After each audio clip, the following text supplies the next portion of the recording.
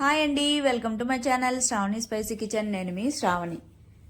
ఇవాళైతే healthy recipe అండి. ఇందులో protein అనేది చాలా ఎక్కువగా ఉంటుంది, ఆరోగ్యానికి కూడా చాలా మంచిది. మీల్ మేకర్ అలానే పాలకూర కలిపి బుర్జీ ఎలా చేసుకోవాలో చూపించేస్తాను. ఇదైతే అసలు మిస్ అవ్వద్దండి. మీల్ మేకర్ అంటే చాలామంది ఇష్టపడరు కదా, ఇలా బుర్జీలాగా చేసుకొని తిన్నారంటే టేస్ట్ బాగుంటుంది.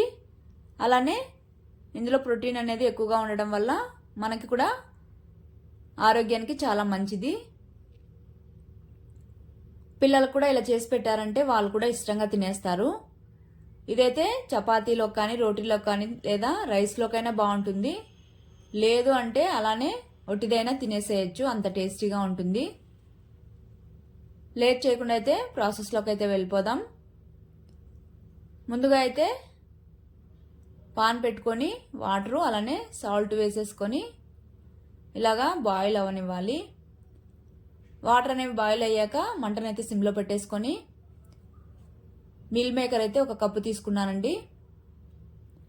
ఇవి సైజ్ అనేది పెద్దవిగా ఉండడం వల్ల నేను ఒక 2 minutes అలానే వాటర్లో కుక్ చేసుకున్నాను.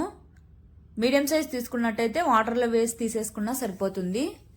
తర్వాత మొత్తం వాటర్ని డ్రైన్ చేసేసి కూల్ వాటర్లోకి తీసేసుకోవాలి. తీసేసుకొని చల్లారాక ఇందులోని వాటర్ అయితే బాగా ఇలాగా చేత్తో పిండేసేయాలి. వాటర్ అనేవి ఎక్కువగా ఉంటాయి ఇందులో. ఇలా మొత్తం బాగా గట్టిగా ప్రెస్ చేసుకుంటూ పిండేసుకోవాలి. తర్వాత అయితే ఆపి ఇక్కడ నేను చూపిస్తున్నాను కదా, ఇలాగ బరకగా ఉండాలండి, మెత్తగా అయిపోకూడదు. అలా అయ్యాక మిక్సీ పట్టేసుకున్నాక బౌల్లో తీసి పక్కన పెట్టేసుకోవాలి. తర్వాత అదే పాన్లో ఆయిల్ వేసుకొని జీలకర్ర తర్వాత కరివేపాకు వేసుకొని చిట్పట్లాడనివ్వాలి. ఇప్పుడైతే బాగా సన్నగా కట్ చేసుకున్న వెల్లుల్లి కూడా వేసేసుకొని ఆయిల్లో ఫ్రై అవ్వనివ్వాలి బాగా. వెల్లుల్లి తినని వాళ్ళైతే ఇక్కడ బాగా ఫ్రై అయిపోతుంది కదండి, ఇలా తింటే బాగా ఇష్టపడతారు. వెల్లుల్లి బాగా కలర్ వచ్చిన తర్వాత పచ్చిమిర్చి సన్నగా కట్ చేసుకొని వేసుకోవాలి. తర్వాత సన్నగా కట్ చేసుకున్న ఆనియన్ కూడా వేసేసుకొని బాగా బ్రౌన్ కలర్ వచ్చేంత వరకు ఫ్రై చేసేసుకోవాలి. ఫ్రై అయిన తర్వాత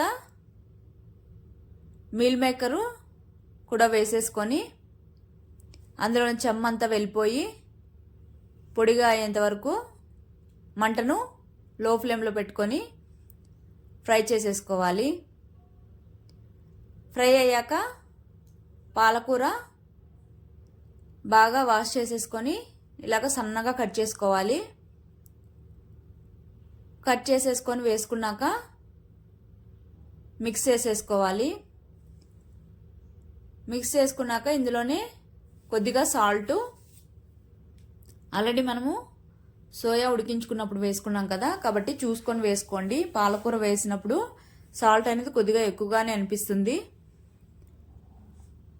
తర్వాత పాలకూర కూడా మొత్తం చూడండి ఈ విధంగా కలిసిపోయి కుక్ అయిపోయిన తర్వాత ఇందులో ఒక 1/2 స్పూన్ పసుపు, 1/2 స్పూన్ కారం, ఆల్రెడీ మనం పచ్చిమిర్చి కూడా వేసాం కాబట్టి పిల్లలు తినేటట్టయితే చూసుకొని వేసుకోండి.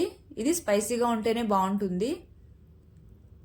తర్వాత కొద్దిగా వేయించిన జీలకర్ర పొడి కూడా వేసేసుకొని మరో ఒక 2 నిమిషాలు ఈ మసాలాలు పచ్చివాసన పోయేంత వరకు కలిపేసుకొని మూత పెట్టుకొని ఒక 3 minutes కుక్ చేసుకుంటే సరిపోతుంది. ఈ విధంగా ఫ్రై అయ్యాక ఎందులోకి తిన్నా కాంబినేషను రైస్కి కానీ లేదా సైడ్ డిష్గా కానీ చపాతీలో కానీ ఎందులోకైనా కూడా చాలా బాగుంటుంది. లేదు అంటే ఇలానే వేడివేడిగా తినేసేయచ్చు, టేస్ట్ కూడా వేరే లెవెల్లో ఉంటుంది. తప్పకుండా అయితే మీరు కూడా ట్రై చేయండి. ట్రై చేశాక మీకు ఎలా వచ్చిందో కామెంట్ చేసి మన ఛానల్ అయితే సబ్స్క్రైబ్ చేసేసుకోండి.